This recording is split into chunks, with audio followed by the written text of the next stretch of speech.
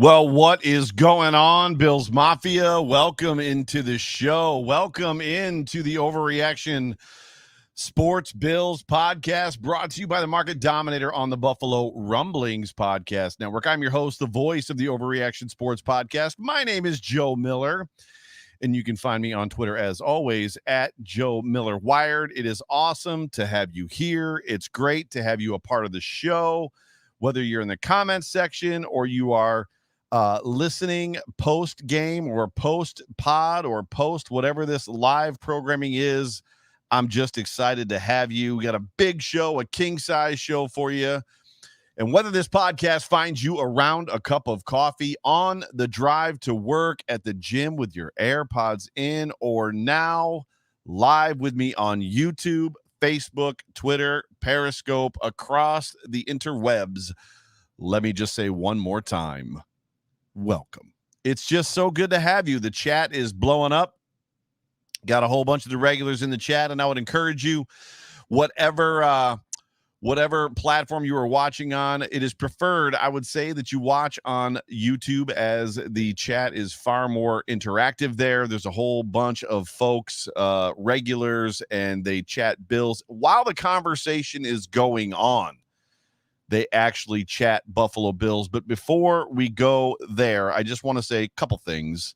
First, jump to YouTube, like this podcast or like this video, whatever it is that you're watching. Subscribe. We've got a little over 900 subscribers on the Buffalo Rumblings YouTube subscription base. We want to get that thing to 1,000. We need 99 or 98 people within the next month or so. So before the season starts, we want to get it to 1,000. So do me a favor. If you are watching on YouTube currently and you have not yet subscribed, subscribe. If you're watching on Facebook, jump to YouTube and subscribe. But we talk often, and I've got to pay the bills, fam. And I don't mean the Buffalo Bills. I gotta pay the actual bills. And this is one of those cases, and you hear me talk about him all the time. His name is right there down at the bottom of the screen, right there. This show is brought to you by the Market Dominator, and a lot of times you guys ask me who the Market Dominator is, and the Market Dominator at this point in time, I just want you guys to know, has helped several listeners of this show sell their homes. That's what he does. John is the best. John is a real estate broker with Keller Williams. Keller Williams, I tell you all the time, is the largest real estate broker in the entire world. My sister's here. What's up, Jamie? It's good to see you. Love you. Love you, fam.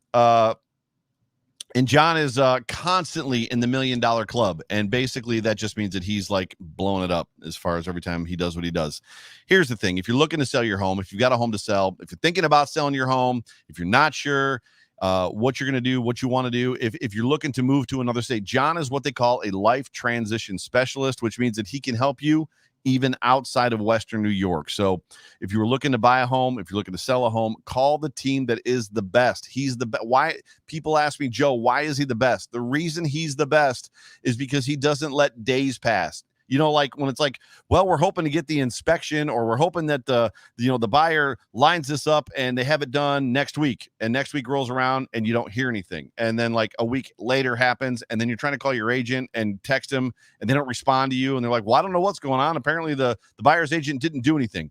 John doesn't let that crap happen. Like literally, if John sets an expectation with you, he meets that expectation, or he presses the other person's agent to meet those expectations. So all that to say this, call John, 716-570-3298. His number again, 716-570-3298. You can reach him on his email, yourelitebroker@gmail.com. Here's the thing. If you call him, he's going to answer his phone. So just call him.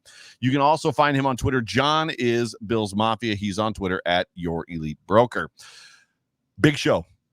Big show for you guys tonight, for the fam in the chat, for the fam that are listening to me, for the thousands of you that are going to download this podcast throughout this week. Big show. Isaiah Hodgins finally got the big dog, finally got the 6'4", 215-pound wide receiver out of Oregon State on the show tonight. I'm going to bring that to you here in about 4 or 5 minutes. Isaiah Hodgins, stick around, is going to be on the Overreaction Sports Podcast, brought to you by the Market Dominator on the Buffalo Rumblings Podcast, Vidcast, Multicast Network. Sorry about that. My throat was a little dry. Got some fun stuff coming up. Are you ready, fam? Dude, the season is around the corner. the NFL season, the Buffalo Bills season is stinking around the corner. Round the corner. It's insane. I don't know if you're feeling it, but I'm feeling it. We got a football team that's legitimate Super Bowl contenders. We went into last year almost like, well, they could be kind of Super Bowl contenders, but the goal this year is to win the East and maybe win a playoff game. And if they make it farther, great. But as long as we win the East in a playoff game, we're good to go. Fam, I'm telling you something. You are staring down the barrel of a legit Super Bowl contending franchise. All they need, all this football team needs, is for Josh Allen to take a small step, that running game to become a little more efficient. Not run it more, but become more efficient. And get a pass rush that can get to the quarterback.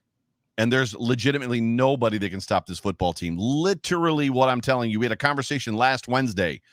Sterling Furrow and myself, Sterling from the Cover One podcast on the Hump Day Hotline, who was filling in for Jay Spence.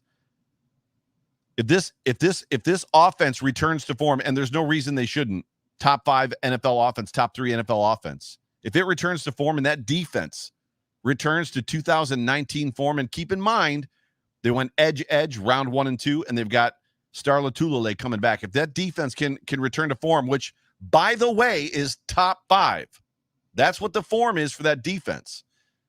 If we have a top 5 offense and a top 5 defense, it was in the comments section last week. The few teams that are out there that actually won the Super Bowl with a top 5 and a top 5 offense and defense, meaning that it just hasn't happened very often. But if that happens, man, hold on to your hats, right? Hold on to your hats. This is the good stuff. Training camp opens Tuesday, July 27th at One Bills Drive. Mafia, that is less than 9 days away. Can you feel it?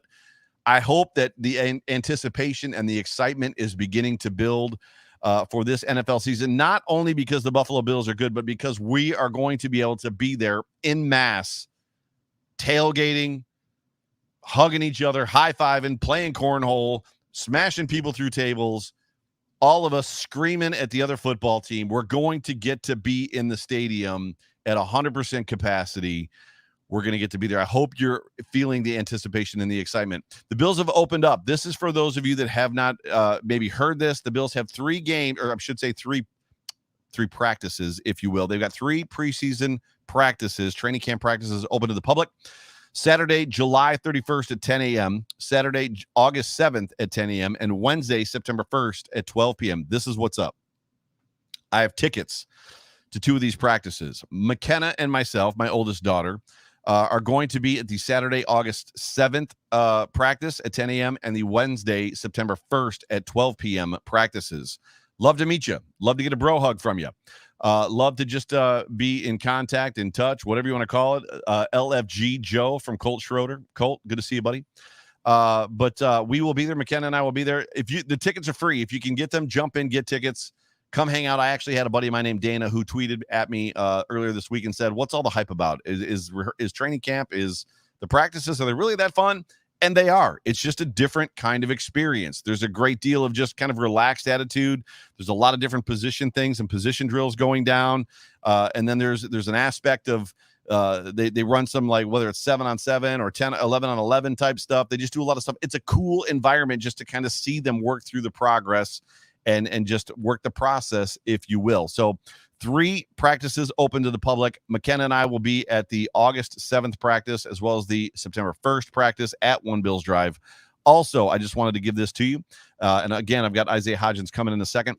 The Bills' first preseason game is Friday, August 13th, 7 p.m. in Detroit. What a surprise. The Bills are playing Detroit in the preseason. The Bills always play Detroit in the preseason. This is a little bit of a surprise. The second Buffalo Bills preseason game, and I'll tell you what, August 13th can't get here soon enough. The Bills are playing at the Bears August 21st in a rare 1 p.m. Saturday start. Rare 1 p.m. Saturday start. And then the Bills will play the Packers at home August 28th at 1 p.m. as well for another rare one. Seems like this is what they're maybe going to start trending towards. And I'll be honest with you, I don't hate it. And you can probably feel I'm excited, right? I hope that you're getting the energy from me. I'm very excited just about what's about to go down. We are just a few short days. We're not at the point of hours yet, Shark Week is ending. NFL football is about to begin. Right? That's like music. I need Jay Spence to write me a song about Shark Week is ending, which means that the Bills season is about to begin. But a lot of good people up in the chat. Jay Spence, the King, says 56 days until the home opener until football season officially begins. Bills' first preseason game is again, as I said, August 13th. 21st is the second. The 28th is the third. I will be at the third preseason game as well. Who are you most excited to see this preseason and through training camp? Tell me in the comments who and why. Who are you most excited to see this NFL preseason? Is it Isaiah Hodgins, who it's not a secret. I've been very vocal about the fact that I'm excited to see Isaiah. Is it Jake Fromm, just to see what the kid brings to the table? We've never seen him taking a snap as a Buffalo Bill. Greg Rousseau, Boogie Basham. I see on Twitter a lot about Dane Jackson. Who is it that you are most excited to see this preseason? I would love to know. Just throw it in there in the chat. Chris Jenke says Isaiah Hodgins and Dane Jackson. I'm right there with you, bro. I want to see what Dane is going to bring to this team. Matthew says Greg and Boogie. But it's going to be an awesome time. Colt Schroeder says Dawson Knox. He wants to see the potential growth in Dawson Knox. I can't disagree. Chris Jenke also chimes in with, I'm also excited to see DeMar Hamlin. Again, I just can't wait to see football. So with that, what we're going to do is we're going to transition now. I see somebody said, Jay Spencer King says he's excited to see Tommy Sweeney. Yeah, it'll be good to see Sweeney. Stephen Westerhout says Moss and Singletary. We got to see something from that run game this year, that's for sure. So hopefully we'll start to see that in preseason. But this is what we got. So what we're going to do is I'm going to bring in Isaiah Hodgins here in about 13 seconds. That's very exact. It's not really 13. I'm going to bring him in here in a second. Just one quick thing. Dale Scher says Basham, local Virginia guy. Before I do, we're going to have I'm going to interview Isaiah Hodgins, and I love Isaiah's candor. What he brought to this interview was fantastic. You guys know my feelings about Isaiah. I'm looking forward to him. Jason Taylor, I'm just throwing these comments up, says Hodgins, Stevenson, and Sweeney. That's going to be a great battle between Hodgins and Stevenson. But this interview is fantastic. I really, really enjoyed it. He was very open. He was very candid with me.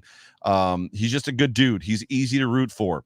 After Isaiah is on and Isaiah dips out, I'm going to bring back the Bills Mafia Time to Shine. For those of you that have not listened to my podcast, during the season, I do a Saturday show, a preview or a pregame show, where I go through just who the Bills are playing that week, and I do a Bills Mafia Time to Shine where I take audio clips of you guys, Bills fans. They email me audio clips, and I play them on the show, and they give me a prediction, yada, yada, yada, and it's just their opportunity to jump on my show and be with me. So I've got one of your own, Bills Mafia, one of our own. I'm a member of Bills Mafia. So I've got another special guest coming up right after Isaiah, so please stick around. But what we're going to do is, without any further ado, we're going to jump right now into the interview with Isaiah Hodgins. So, ladies and gentlemen, I'm not going to prolong this any further. Get ready. Get your notes and paper. Just kidding. Here we go.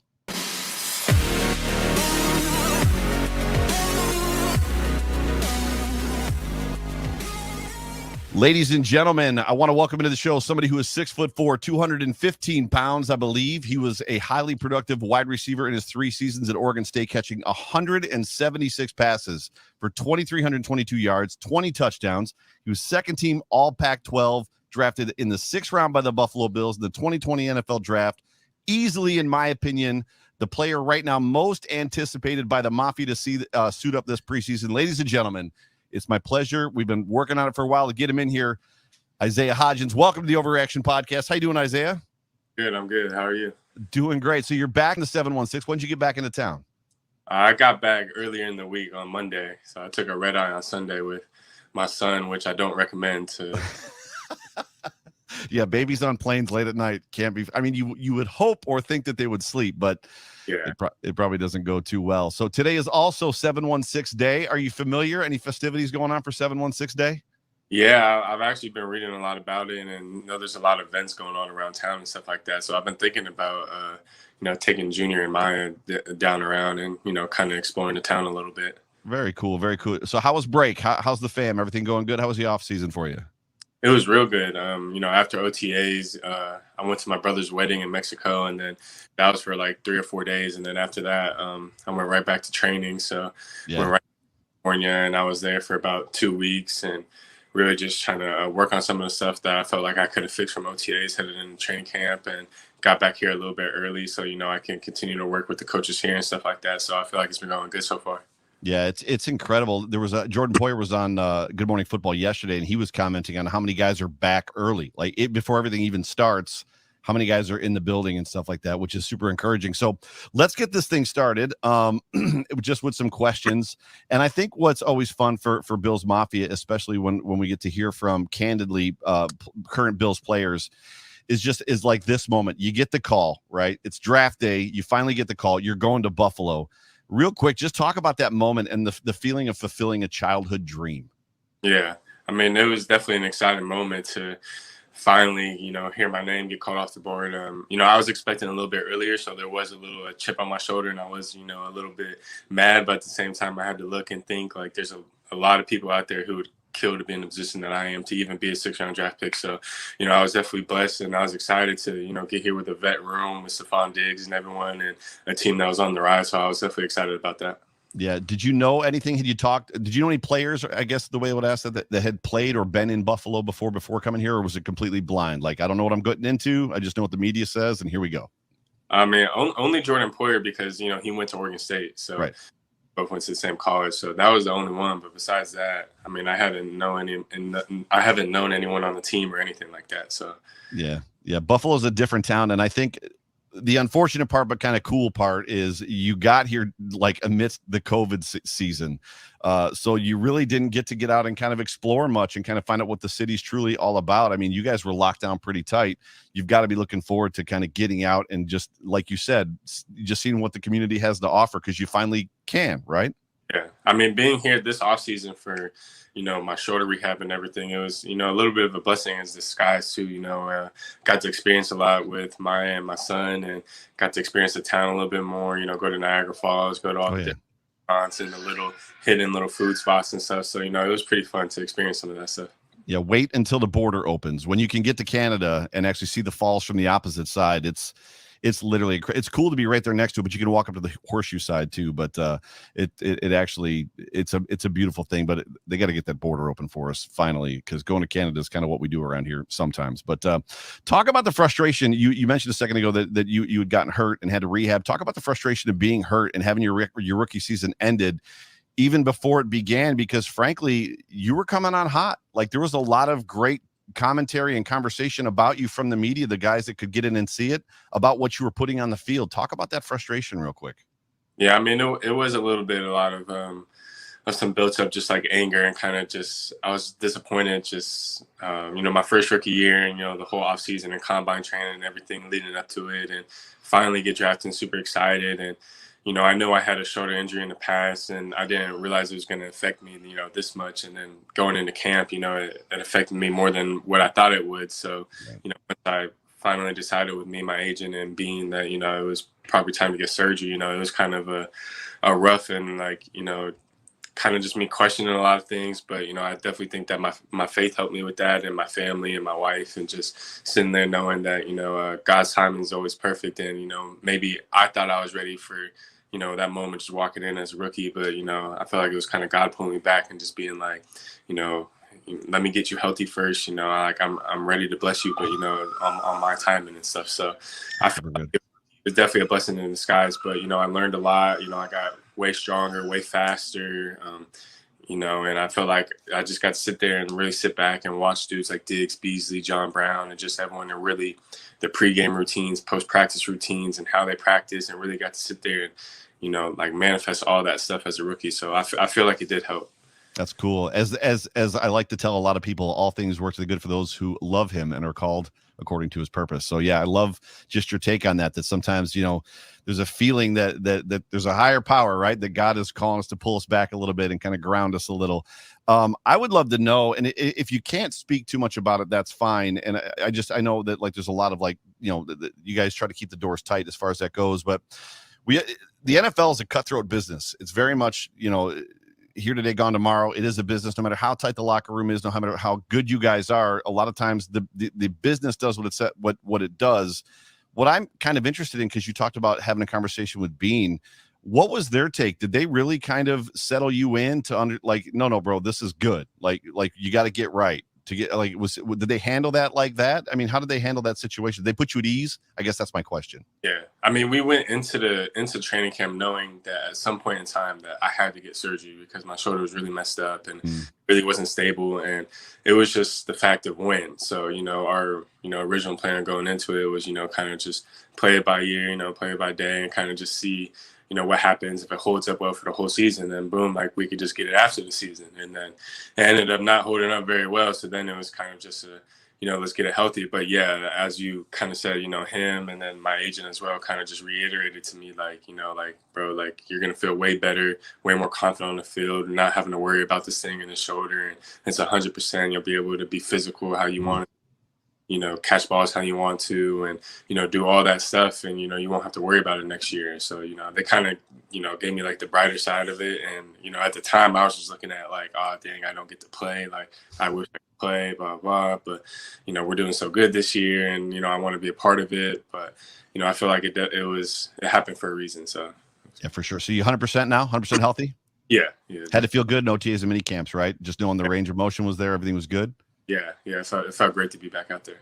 Dude, it's incredible the numbers that you put up just at Oregon with just as you said, kind of working through that injury. That's incredible. So it's good to have you. Question I have is, do you get starstruck? Is it a little bit awe-inspiring when you walk onto a football field and you see Stephon Diggs, Cole Beasley, some of these guys?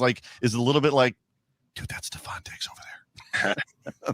I mean, I would say my first time definitely meeting him and being around all of them, it was kind of dang, I'm sitting in the same meeting room right now as all these guys who I've been watching since high school, college, talking about, who's top 5, who's the best, rada, and, and then I'm, the next year I'm in the room with all these guys. So at first, it kind of was, it kind of just was a starstruck type thing. And now as you get more used to it, you kind of feel like you belong too. So, it's just kind of the best of both worlds. It's incredible. We've seen a lot on social media and just around just how tight not only that Bills team is, you guys are in general, but even the wide receiver room. There was the video that came out at Christmas where I think you guys, correct me if I'm wrong, did you buy a truck for your wide receiver? Talk about that, because it's got to be a little bit, I don't know, it's strange because you guys get thrown into a room together. And obviously COVID probably helped that bond a little bit because all you had was each other. There was no going out on the town. There was no going places. Talk about that tightness in that room real quick, the camaraderie, the community that you have there. Yeah. I mean, the coaches do a great job just making sure that good people are in the room in general. And, I think it starts with our wide receiver coach too, Coach Chad. And he's a great dude, one of the best coaches I've ever had. And, he just loves the family aspect of things as well. So does Coach McDermott. And then, we got all these guys in here, and I think it's a vet-driven room. So, everyone wants to see everyone win. There's not a lot of selfish players in our room. You're not going to have, even though we might be in competition, it's not going to sit here and affect, our relationships, on and off the field. So, I love being a part of the room, and we have a lot of fun, man, on and off the field. So it's definitely a great room to be a part of. It seems very intentional by the coaching staff as well as the front office. I know that you had said in a previous interview that you had a bunch of interviews, I think, with the Bills and Brandon Beane. They weed those me guys out early. And we saw it when Brandon Beane and Sean McDermott got to Buffalo. The first thing they did was start moving guys off this roster, guys that surprised Bills fans, guys like Sammy Watkins. You move up to 4 to get Sammy Watkins, and all of a sudden the new coach comes in and it's yeah, we're going to move on. And it's surprising. So it seems like they're very intentional about finding guys that are the right fits, character first. Usually we want talent first, right? They seem to be very character first, and talent is just as important, but character, right?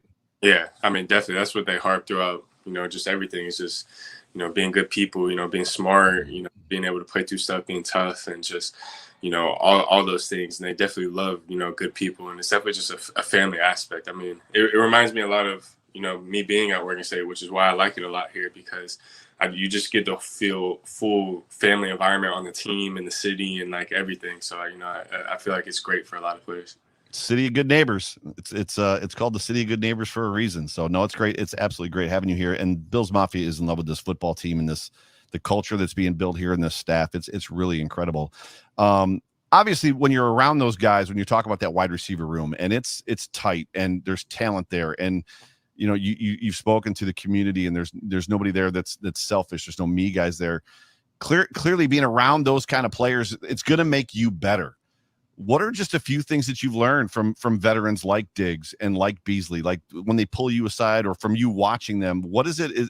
I'm guessing work ethic is probably part of it, but what is it that you've taken away, like big nuggets that you've taken away from those guys? Yeah, I mean, definitely work ethic for sure. And then I think, each one has kind of taught me their own little thing, like in their own way. I feel like Cole Beasley, man, like it's a testament to him. There's a reason that he's over 30 years old, but still putting up career high numbers in the league. And that's because of the way that he rehabs and take care of his body. So he's kind of taught me that and just the importance of that. And he always tells me, if I would have started doing what I'm doing now at a younger age, I'd play even 5 more years and I'd be even better. So he always kind of harps to me and a lot of the young guys, to take care of your body and, stay in the training room and make sure that you're on top of stuff before, you get injured. And then I feel like, Diggs just kind of teaches me, he taught me the biggest thing I would say, to really study myself more than anything else, because, he tells me, it's good to take stuff from me and, take stuff from whatever, Mike Evans or Devontae Adams and all these great wideouts and stuff. But he was like, at the end of the day,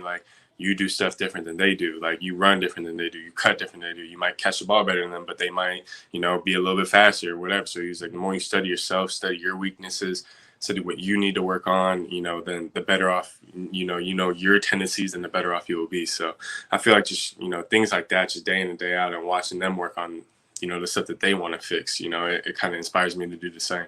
Yeah, it's super good. Is it, where do you fall? Is it, I guess the question that I want to ask, or how I want to frame it is it contagious when you see, because it was surprising to me to watch Stephon Diggs last year in offseason, when he first got here, and just through some of the training camp, when we would see the little bit of video that we got, if he ran a route wrong or didn't like it, he would, he'd almost back everybody up and was like, I'm going to run that route again. And if Josh didn't necessarily put the ball exactly where he wanted, or he didn't feel like they were on the same page, he would make sure that they ran it again. Is that contagious for you guys? Is that like, no, we're going to get this right now? Yeah, I mean, that's definitely happens to all the wideout room now. I mean, you can run a post or a go ball that's 50 yards and that ball's not completed, and everyone wants you to come back and get another one, which sometimes could be tiring, because you're like, dang, I ran 50 yards and I'm already tired.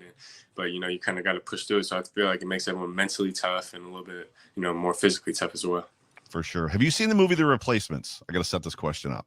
Nah. Okay, so Keanu Reeves was in a movie, The Replacements, just about a strike year, and obviously a fictional thing. And there's a scene where Clifford Franklin, who's a wide receiver, the strike is about to end, and they're playing a team that had crossed the line and come back to playing again.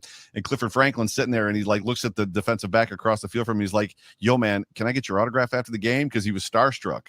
And I think that's kind of a question that I have for you. When you line up in practice, in 27 standing there, Tre'Davious White, who's considered a top 3 to 5, defensive back in the league, what's your mindset? Like when you're looking at this guy, is it like, no, I'm going to beat this guy? Is it a little bit like, I don't know what he's going to do to me? I mean, where does that fall for you?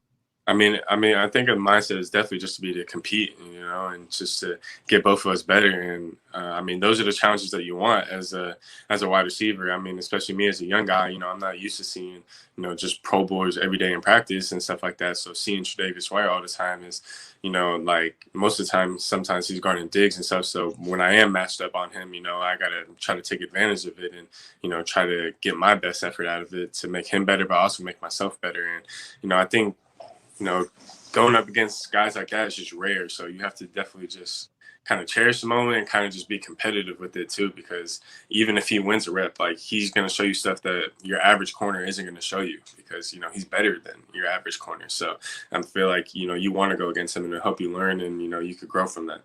Does that culture that you guys have in the wide receiver room, in the sense of wanting to help each other, does that transcend and go across the other side too? So does Trey or any of those defensive backs ever give you tips? Hey, if you want to beat me, you did this. It'd be better if you did that. Did they ever give you those tips? Yeah, definitely. I mean, from doing releases after practice to watching film or 7-on-7 reps, they'll definitely always chime in on, what they were seeing versus what we were seeing, and, we kind of just always communicate, especially in the locker room and stuff. So, that's why, I love the team, man. It's a very family-oriented team, and everyone wants to see everyone win.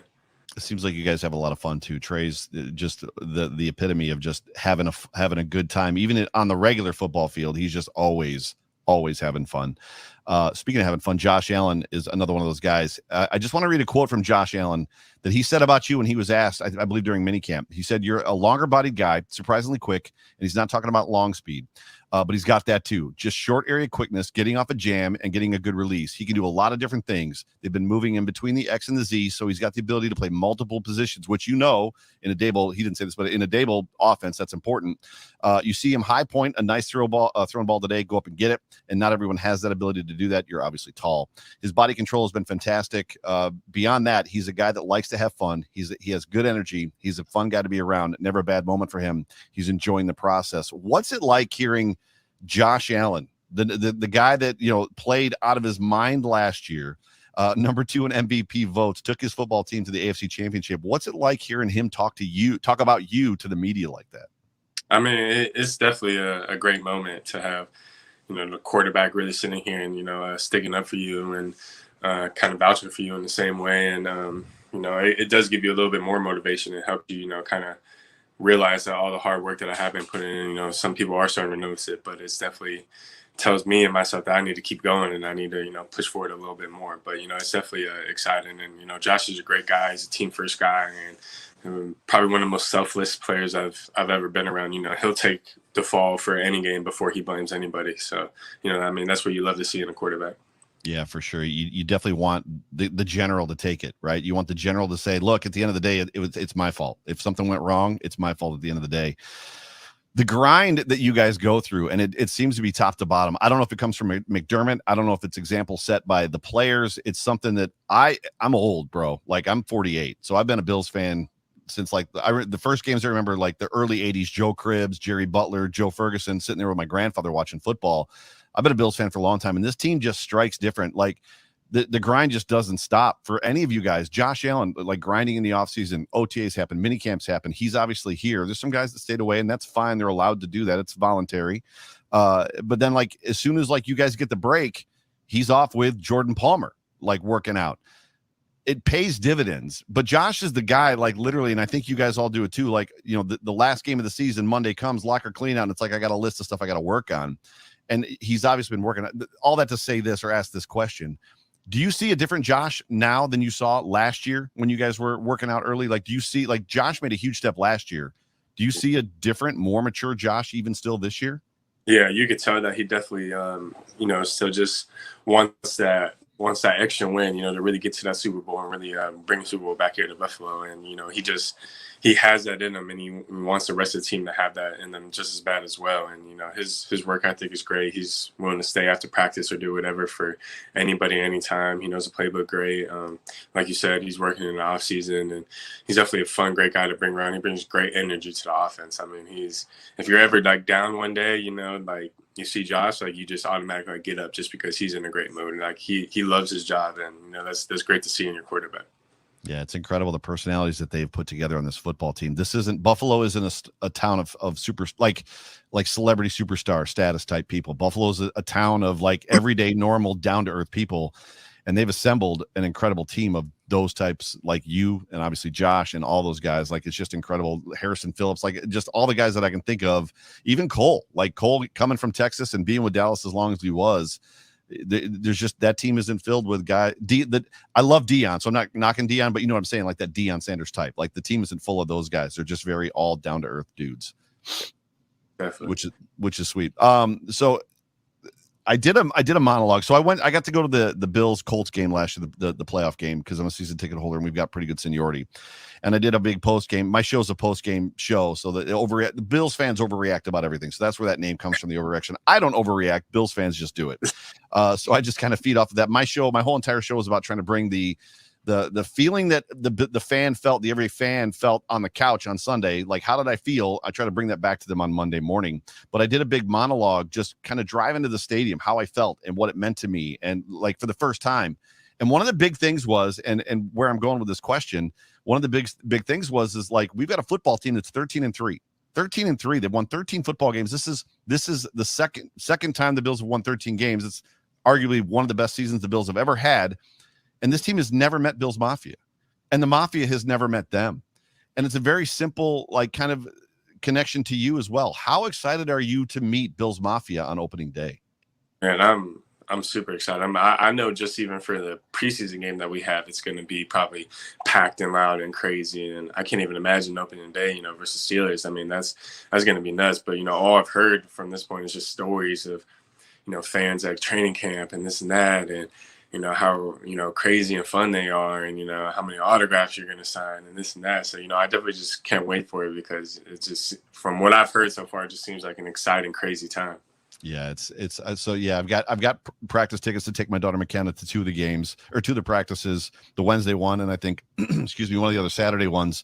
And then opening day is going to be, there probably has never been this much of an anticipated opening day for the Buffalo Bills, probably ever. I think I've missed one opening game, one home opener since 1997. And this one by far and away. I mean, the ticket prices are outrageous. I don't know if you've seen the ticket prices on the secondary market. I saw some of them. It's nuts. If you get a set, you might want to just sell them, like just straight up, like move them $500 a piece or something like that. It's tough because it's like, man, that almost pays my whole season. I might just sell a ticket here or there. Like it's insane. But bro, I appreciate having you on. I can't wait. When I said at the top of the show that you're probably the most anticipated player coming into training camp and into preseason this year, do you feel that? Do you feel that weight at all, that like Bills Mafia is really excited about you? I mean, yeah, I definitely feel it a little bit, just because, I got drafted last year and kind of had some expectations from some people and then got hurt. So I know definitely a lot of people are kind of waiting to see. And, I'm waiting to get back out there and actually playing some preseason games and some real games too. So, it makes, a lot of us are excited for it. So, I'm definitely ready though. Yeah, dude. Well, that I'm rooting for you. That the family that you got here in Buffalo is rooting for you. We're all rooting for you, man. It's Mafia means family, and that's you're part of the family at this point. But I want to thank you for coming on, for giving me the time, ladies and gentlemen. This has been Isaiah Hodgins. I'm going to give you a little bit of a go Bills. Give me a go Bills, Isaiah. Go Bills.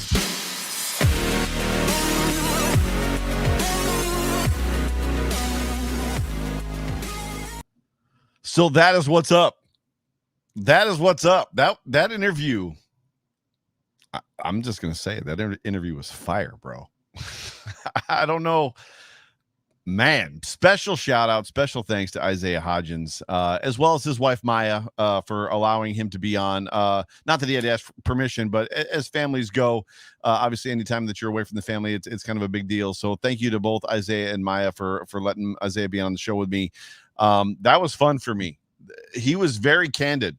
It was incredible to hear him talk about just a couple of the things that he did as it pertains to just being on the field with Stephon Diggs and Cole Beasley and some of these guys, being on the field with Josh Allen, being on the field with, Tre'Davious White, like, and what that means. And it's, man, if your blood isn't pumping now, or if it wasn't pumping then, it should be pumping now. But what I want to do is I want to bring on for the Bills Mafia time to shine, and he's currently not. He's in the green room, but he's not. His camera's not on yet. So as soon as now his camera's on. So, but you hear him and see him in the chat often, and the man, if I'm not mistaken, joined Twitter because of the Fanatic shows between Judge, myself, Tilt Money, Jay Spence, and some others, possibly Rico. He finally joined Twitter because of all of us. But I've commented in the past that I want to make him my producer just because he corrects me whenever I'm wrong. But ladies and gentlemen, I want to welcome to the show for the Bills Mafia time to shine. Something I don't do very often. Chris Jenke, the real Chris Jenke. Chris Jenke, what's up, my man? What's up, Joe? Can you hear me okay? I can hear you okay. We were going to do a little audio and video check before we jumped on. However, Chris was having a little trouble getting on logged in. So no worries. But yeah, dude, I got you. How you doing tonight? I'm doing great, man. Thank you so much for having me on. I had a little battle with technology, but I won, so I'm happy.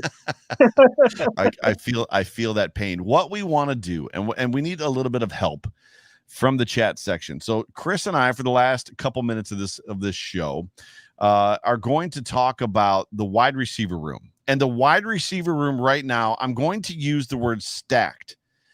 And I mean stacked in 2 words. Stacked meaning there's some serious talent there, and stacked meaning there's a lot of them.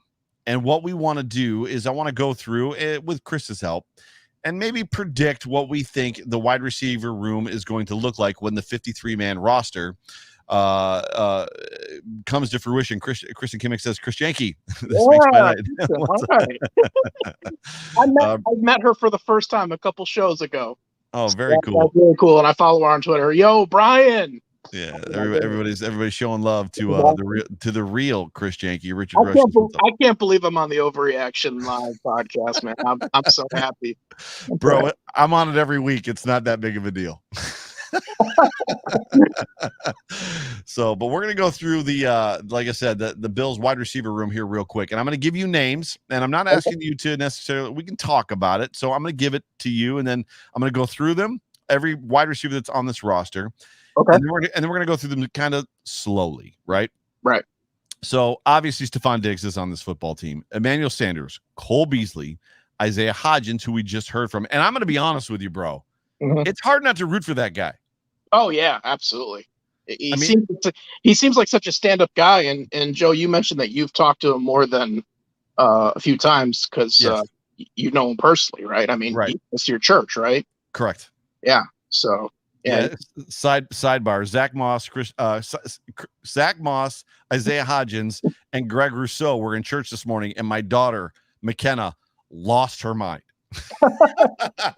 Lost her mind. She was. I've never been starstruck, and I've been. So I was a former recording artist, and I've done a lot of touring, and I've played with a lot of like huge names, and I've met hockey players, and I've met like Buffalo Sabres. I've met football players, and I've never really been starstruck. And McKenna today was like, oh my gosh, like it was a precious moment for me as a dad, and I got to introduce her to Greg, and I got to Groot and to Zach Moss. She's met Isaiah Hodgins in the past, but did I say Isaiah McKenzie the first time? I hope not. So whatever. You're good. You know the three I'm talking about. So. I can correct you in person if you make it.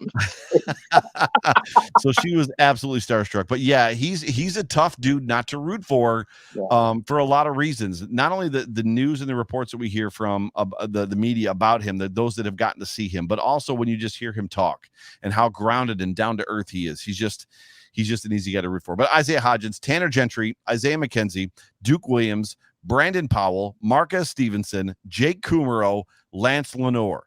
Literally, that is who is in this wide receiver room. I'm going to give them to everybody in Bills Mafia. Again, Stephon Diggs, Emmanuel Sanders, Cole Beasley, Gabriel Davis, Isaiah Hodgins, Tanner Gentry, Isaiah McKenzie, Duke Williams, Brandon Powell, Marquez Stevenson, Jake Kumaro, Lance Lenoir. That is a full room. Yeah, it is a very, very, very full room. So what we're going to do, and I don't know if you had the opportunity, I sent you a little bit of note, but I don't know that if you had the opportunity to maybe do some homework and kind of go through this, but I'm going to go through them slowly. Okay. And the first 4 are pretty easy, right? I mean, we know that Stephon Diggs, Emmanuel Sanders, Cole Beasley, Gabriel Davis are making this football team. Yeah, I agree totally. So then I'm going to give you Isaiah Hodgins, obviously, Tanner Gentry, who has quite a bit of a relationship. He's got a working relationship with Josh Allen because they went to college together. Yep. Isaiah McKenzie, we all know about Little Dirty. We all know what Isaiah McKenzie brings to this football team, whether it's through jet sweeps, whether it's through the potential of punt returns, the potential of kick returns. We all know Isaiah McKenzie. I would work for candy for the Buffalo Bills. Yep. Duke Williams. We're all very familiar with Duke Williams. We know what Duke, for the most part, brings to the table. Yep. This is where it gets a little more fuzzy. Brandon Powell is a special teamer. The Bills signed Brandon Powell basically because of his special teams capabilities. Marquez Stevenson, rookie for the Buffalo Bills, who has kick return ability, never returned a punt. Jake Kumaro, touchdown Jesus. Yep. Need I say more? I don't really need to say. Everybody knows who. I mean, he's the guy that caught the touchdown pass in the Denver game on that brilliant throw that probably Josh Allen and 2 other quarterbacks in the NFL can potentially make. Yeah, that was a laser. And the last one being Lance Lenoir, who has not played a snap in the NFL in 2019 or 2020.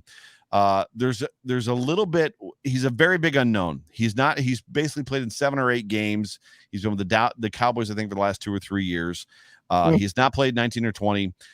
He did return a lot of kicks and punts in college. However, he has no NFL experience in returning kicks or punts. So we know that the Bills are 4. So the first question I would have for you, are the Bills keeping 6 wide receivers, or are they keeping 7? Oh man, that's a really, really good question. And I keep, honestly, depending on the week, I keep sort of flip-flopping back and forth on it. But the more I think about it, Joe, I think if they keep 7, it's because they really fear a guy like Isaiah Hodgins, Marquez Stevenson, Jay Kumro is going to get claimed off of waivers and won't make it to practice squad. I would agree. So I think, but I really think they're going to keep 6. And I think that's the way it's going to shake out, because I think they have serious depth at other positions where they're going to want to keep extra guys as well, like defensive end. They got some really good depth at linebacker. Their offensive line depth is pretty good. I mean, they also, invested 2 draft picks in offensive tackles. So I think they're going to keep 6. I gotta wait till preseason to know who they are, though, right? Like, Yeah, Brian Bauer says we all know who the top 4 are already. After that, it gets intriguing, and I've said it a couple times on the hotline. I may have said it here. I want to warn Bills Mafia. So if you're watching me currently live on YouTube, Facebook, Periscope, Twitter, whatever, or you're listening to this as a Buffalo Rumblings podcast, the Buffalo Bills are going to cut some people this year that is going to have Bills Mafia like, what? You cut that guy? Like, we're going to cut players this year that are going to be starters on teams in 2021 because they're that deep on the offensive line, on the defensive line, potentially at linebacker, and in spades wide receiver in the wide receiver room. Like, Josh Allen has talent in the wide receiver room. So we know, to Brian Bauer's point, Diggs, Sanders, Beasley, Davis, they're making this football team. Yeah. There's an outside chance that Sanders may not make this football team. However, if Sanders does, this is why I say that Emmanuel Sanders makes this football team be based on his contract. They save no money if they cut him. So if he doesn't make this football team, it's literally because Isaiah Hodgins, Isaiah McKenzie, Duke Williams, Marquez Stevenson, Jake Kumaro, somebody outplays him. Highly unlikely. Yeah. It's wildly unlikely. Yeah, I agree. Yeah. Yeah. I have been the one that has said, and I don't disrespect John Brown. I love John Brown. All of Bills Mafia loves John Brown. Emmanuel Sanders is a better wide receiver than John Brown. He just is. Yeah, I think so too. Yeah. So Diggs, Sanders, Beasley, Davis making this football team. So you've got 2 more spots. You've got 1, 2, 3, 4, 5, 6, 7, 8 guys to choose from. Wow. Yeah. So the question is which 2 guys and who's returning kicks and punts for you? So for me, I've thought about this quite a bit. I think the last 2 positions are going to be Isaiah McKenzie. I think, again, it's my opinion, but hey, I'll give it to you. Give it to me. I think McKenzie is pretty much close to a lock. Really? I think he would have to really, I think he would have to, muff 1 or 2 punts in the preseason to not make the roster. Because even if you don't have him as your punt returner or kick returner, he still gives you value as a receiver, as a gadget guy. And they know what they have with him, right? He's been on the roster since they claimed him in 2018 when Denver cut him, right? So he's my 5th guy, and I'm almost like 95% sure he makes it, and I'm rooting for the guy. It's so hard, Joe, not to love all of these guys. They're all awesome, and then I think the 6th guy is the guy that you just interviewed. I think it's Hodgins. I really do. And I was thinking about this a lot as well, but I think he brings another dimension to the wide receiver room that because he's your tall, go up and get it guy. He's long. I think he's potentially a red zone threat. And he's got great hands. We've all preached the Isaiah Hodgins gospel, right? About all the things that we think he can do. He's going to get a chance to show it. We're all excited to see him. But I think he just brings a different dimension to the wide receiver room. If you can do something that not the other guys can't do as well, you differentiate yourself and you give yourself a better chance to make the team. Absolutely. So, Isaiah Hodgins, just for Bills Mafia to understand, he brings, from a body type standpoint, he is completely different from everybody else on that football team. I think Diggs is 6'1" or 6'2". Sanders is short. Beasley is short. Gabriel Davis is, I think, 6'1" or 6'2". Yep. Hodgins is 6'4". He's a bigger, longer. He's got long arms. I can tell you from standing next to him, he's a big old boy. He's not girthy in his frame, but he's long and lanky, very similar to what I could probably consider Plaxico Burress. Plaxico Burress was long, lanky, David Nelson, if that makes any sense. Yep. But there's something about, and I said this on the hotline on Wednesday with Sterling Furrow, I was excited about Stevie Johnson when he got drafted by the Bills. And I don't know how many people were on Twitter that are in the comments section now or listening to this podcast, but by and large, people thought Stevie from Kentucky was like off this roster. They drafted him in the 7th round as a flyer, training camp fodder. He's not going to mean anything. And I was like, no. This kid made waves in Kentucky. He did well in Kentucky. I think he's got a chance. And sure enough, Stevie went on to become the first wide receiver in Bills history to have 3 consecutive 1,000-yard seasons. Isaiah's numbers, they're not akin to Stevie Johnson's, but they're similar. Like, he played good football at Oregon State. He's not a slouch, right? No, not at all. Not at all. And he was, you think about it and you go, okay, Hodgins was a 6th round pick. So you go, okay, 6th rounder, that's not exactly high draft status. But you got to remember that wide receiver class from that draft was stacked. As stacked as our wide receiver room is. We got Gabriel Davis in the 4th round, and look at how well he produced.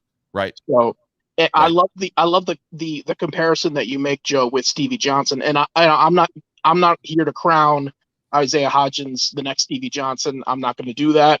I want him to be the next Isaiah Hodgins. That's what I want him to be. But he's very similar in that he gets open. He's a good short intermediate route runner. If you ever watch Stevie Johnson play football and run routes, he gets open, but he's not a burner. He's not the fastest guy in the world. Right. Hodgins is very similar in that same way. I also remember when Stevie Johnson was a rookie, I remember reading camp reports and reading stuff from, Chris Brown, who was the Bills beat writer, say, watch out for this Stevie Johnson, kid. He looks really good in camp. And I heard the same things last offseason about Gabriel Davis and Isaiah Hodgins. It's just a shame we didn't get a chance to see Hodgins play at all last year. So the good news is with the injury that he had, how productive he was, and you heard him in the interview say, "I'm healthy." Like, for the first time in a long time, I'm healthy. Richard Rush says, if you look at Hodgins' times at Indy, his short shuttle was great, in and out of breaks, fast, which makes up for the slight slower 40 time. Here's the thing. I don't remember if he said it in the interview, if he said it to me off air, but he told me that like that year off allowed him to get faster. So he gained weight. He got stronger. He got faster. He got healthy. And so for me, it's not widely known, but it's not unknown either that on the Joe Marino podcast that I listed Hodgins in my top 10 of players most important to potentially like bring future success to the Buffalo Bills. And the reason is like some of the guys on our team, Sanders, Beasley, are old. If the Bills can strike gold in Isaiah Hodgins and he can find a way, he's never going to be Cole Beasley, to your point. Yeah. We just want Isaiah Hodgins to be Isaiah Hodgins. But if he can become that slot guy to replace Beasley's contract is up this year. If the Bills don't resign him, that's draft capital the Buffalo Bills don't have to spend on a wide receiver. If they can strike gold on this kid, it's going to be important to me. So you've got 6, Hodgins, McKenzie. So Isaiah squared. I'm going to go a little different, and I'm waffling. on this thing, and it literally changes not day by day for me, but it almost changes day by day. Diggs, Sanders, Beasley, Davis. I think Hodgins makes this football team. For me, I almost wonder if McKenzie's going to make the team. I wonder if they keep Stevenson over McKenzie, or they keep McKenzie and Stevenson, and then find some way to shuffle the rest of the guys of the practice squad. It'll be interesting to see how they figure out this special team situation, because to Jay Spence's point, we all love, well, not all of us love Andre Roberts, but a lot of us love Andre Roberts. Jay Spence really loves him. I don't understand why that dude's not on this football team. Yeah. That's a huge hole to replace. And right now, there's very much a line them up and see who works, right? Yeah. Yeah. They really attacked the punt returner this offseason. They really attacked the kick returner, punt returner position the same way they did in 2019 with offensive line, which is just sign a bunch of guys, bring in competition, right? So brought back McKenzie. They drafted Stevenson. They signed Brandon Powell. Lance Lenoir has some kick return, punt return ability. Pretty sure Tanner Gentry returned punts in college. Not sure if he's done it in the pros. So they brought some guys around, and you hope you can. But man, you're right. Losing Andre Roberts, man. I mean, Bills fans aren't going to realize how good we had it with him. Yep, for sure. I love this comment from Vlad, and I'm going to give you a why before I let you go. The only knock on Hodgins is the speed, which he claims he has improved. He openly admits that he did not run a good 40 time at the combine, and that his speed has gotten better. He's having a hard time against press coverage. I don't know that that's true, first of all. Second of all, Hodgins right now at least is going to be the fourth, fifth guy on the field when they're running 4 and 5 wide receiver sets, which means if you've got Diggs, Sanders, Beasley on that football team, or Diggs, Sanders, Beasley, Davis on that football team, and Hodgins is out there, the guy that he's going to pull is going to be some third string nickel dude or a safety that's not going to be able to cover him. Right. Good luck. Yeah. Right. Who are you gonna leave, one-on-one or whatever, I mean, come on. For sure. The real Chris Janke, ladies and gentlemen. Bro, I appreciate you being willing to jump on. I think I asked you about 30 minutes before the show started. Hey, you want to jump on with me? But I was going to be in the comment section anyways, Joe. So hey, you're a staple. You're a staple. Yeah, you are. We are blessed to have you along with everybody else in the comment section. Like, it's the reality is, Chris, is you guys make this whole thing fun for us. So Jay Spence would tell you, Sterling Furrow, Rico would tell you, Judge and Tilt Money, and like everybody would tell you that you guys in the comment section, Brian Bowers, Richard Rush, Vlad, John Herring. I mean, and I'm just looking at the people that are there right now. Like everybody that's there, like you guys make this whole thing fun for us. So on behalf of all of us, all the content creators across all the networks, let me just say thank you, Chris. Just for being in and on the shows. We appreciate you. But I'm going to cut you loose and then I'm going to wrap this thing up. So, why don't you tell everybody where to find you on Twitter, first of all? Okay. You can find me at Real Chris Janke, which is just the name that you see at the bottom there. Oops, other side. You now see the reality of pointing at the screen. It's like, this ain't working. Joe, you know why how I came up with the real in front of it? Do you know how I came up with it? Give it to me. Okay. So I was not on Twitter, but last year I was in all of the, different Buffalo live streams, right? Yep. So Judge Mathis, Steve Mathis, who's, with the Buffalo Fanatics. Yep. Every week he would change his name to something different. One week he was Fat Kenny G. I mean, it was hilarious, right? So one week I'm putting in all these takes and he's highlighting everyone because I'm so on fire, right? I guess I'm just awesome, right? and he goes, this week I'm going to change my name to Chris Janicki Stan because he's so on point today. I remember. So I did that for a while and it compelled, I had to get on Twitter after that, right? I had to get on Twitter after that. And after I did, I said, okay, this guy's got my name. I got to distinguish myself from him. So that's why I made it, Real Chris Janke. It just went perfectly. So, yeah. There are no imposters. You are the real. So everybody go give the real Chris Janke, which is why we all say the real Chris Janke. And all of us do it. Like everybody across every network calls you the real Chris Janke. Yep. So it's awesome. I'll take it. Yeah. So everybody that's if you're on Twitter, if you're listening and you're on Twitter, go ahead and follow at real Chris Janke. It's JAHNKE. You will not be disappointed. But I'm going to cut you loose, brother. Thank you so much for being a part of the show. Give me a go, Bills. Go Bills. We'll talk to you soon, bro. See ya. Thank you so much. Yep. Bye. Ladies and gentlemen, you have been listening to the Overreaction Sports Podcast, brought to you by the Market Dominator on the Buffalo Rumblings Podcast Network. I'm your host, the voice of the Overreaction Sports Podcast. My name is Joe Miller, and you can find me on Twitter at Joe Miller Wired. And do me a favor. Jump in, follow me. If you're on Twitter, follow me. I will follow you back, and I will not unfollow you unless you tweet porn. That is my one guarantee. Also, follow me on Facebook. If you can find me on Facebook, follow me. It's just Joe Miller 3, I think. And then same thing with Instagram. Follow me on Instagram. I love the interaction. I love to be just connected to you guys. I am you. I am the every fan. Basically, I'm doing this thing just to connect with y'all. So do me a favor. And Brian Bauer says he's going to be in Buffalo at the end of August. Bro, we got to connect. We got to connect. My little sister says, Jamie Hanlon says, this is a great show. Thank you, Jamie. But Brian, we got to connect, bro. Vlad, I appreciate the love. Yeah, Chris, thank you so much for being a part of the show. So on behalf of myself, on behalf of the real Chris Janke, on behalf of Isaiah Hodgins, I just want to thank you guys all for tuning in. Again, if you have not yet subscribed to the Buffalo Rumblings YouTube network, please subscribe to the Buffalo Rumblings YouTube. Also, like this video so that we can get our metrics up. But with that, I love y'all. Appreciate y'all. I'm super thankful to Rumblings for giving me this platform, this opportunity. Super thankful to the Market Dominator for John Spazchek for giving me this opportunity. Love my guy Jay Spence.